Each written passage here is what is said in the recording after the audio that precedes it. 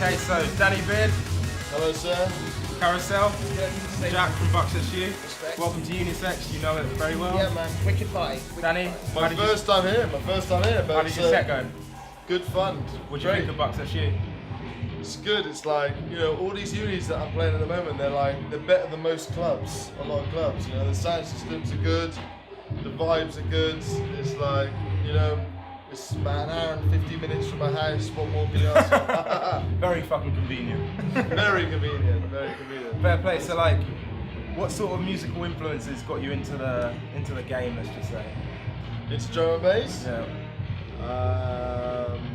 Many different influences. I mean, I was into it when I was in school, so it wasn't even really sort of drum and bass. It was like hardcore and rave music. So like the Prodigy and stuff like that, in the early days were a big influence, and then like Ronnie Size and DJ Crust, because they were from Bristol, I'm from Bath, so they used to play on a pirate radio station, and they played on a legal station called Galaxy FM, and that was the first time you kind of heard jungle down there, because there was no national station for it. So those guys are still a big influence. Still big. You always trace about, but there's lots of influences. You pick up bits every year, and you're linked back to those over the years. So nowadays, who are you? What sort of music are you listening to? Who's something to sort of listen to now? Just a bit of everything. Like how the UK culture is just mashed up, isn't it? So it's like a lot of house stuff, a lot of hip hop. I'm a big hip hop fan since Carousel. A bit of R&B. I tell you what, I'm really liking all the R&B again as well. Like it's come back through, hasn't it? Yeah, like D'Angelo's. Yeah. It's like it's like music goes in cycles. Yeah. Like I read an interview with this producer called Salam Remy. He was like the guy that produced Nas, done loads of stuff with the Fugees stuff, and he was like, yeah, music's becoming more organic again. He said that's the benefit of him being in the game for so long, is that it goes from electronic to organic. Now it's organic again. So like D'Angelo was popping 20 years ago, now it's like, Yeah, definitely. So like, would you say in terms of the industry, online sort of benefited you more now that you can get your stuff out there? So the same way that we had radio, and now you put your stuff on SoundCloud. Is it easier now, would you say? Yeah, there's still, it sort of is. It's like, it's more international. You go you get to travel more exotic places in the music. People in Australia, they hear the tunes the same time as we hear the tunes, same as America. That's the big difference. Back in the day, it was like it would take a few weeks to filter through.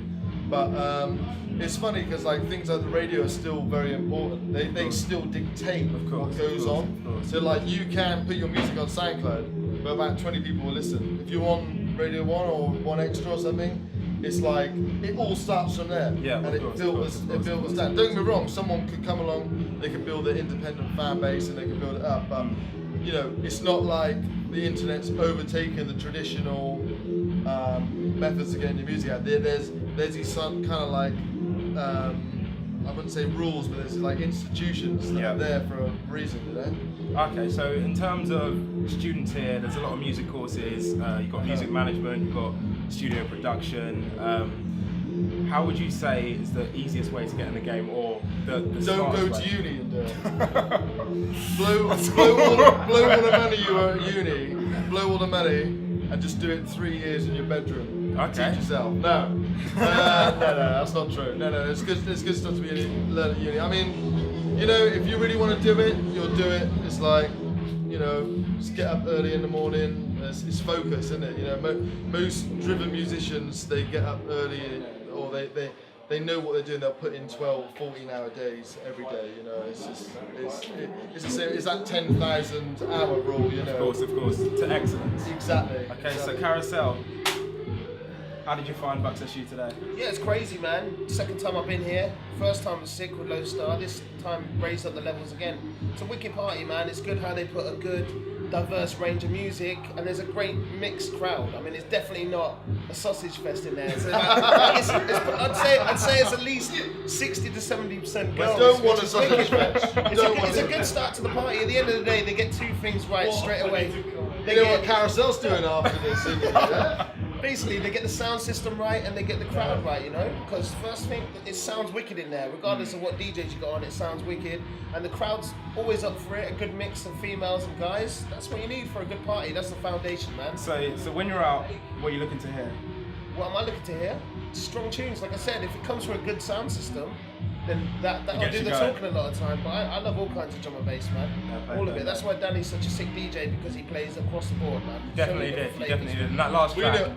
We've known each other for years, isn't it? Yeah, man. We know Yeah. each other for years. Yeah. He's Bristol, I'm from I know when the Bath. tunes, Danny just gives me the secret eye, looks at me, I know when the next one's coming in. You're getting excited. You can only get that out over a few times of playing with each other. So would you say the Southwest is massively the place for? Yeah, of course, man. It's got so much history and depth in it for years, and there's so much talent coming out in Bristol. Like, It is so producers to influential. MCs. It is second to London, and it's like, you know, sometimes it's not ahead of London, but it's doing it. There's so much talent in Bristol. Like, Speak to any Southwest guy, they're proud of coming from there, man. it's not just patriotism. You know, it's like, it is the real deal. But. So would you come back and play at Unisex again? Oh yeah, definitely. Yeah. Oh yeah. As long as I don't get a flat tire or something. Fair play. Thank you very much, guys. No worries, man. It's been amazing. Thank you. Thank you very much. Appreciate it.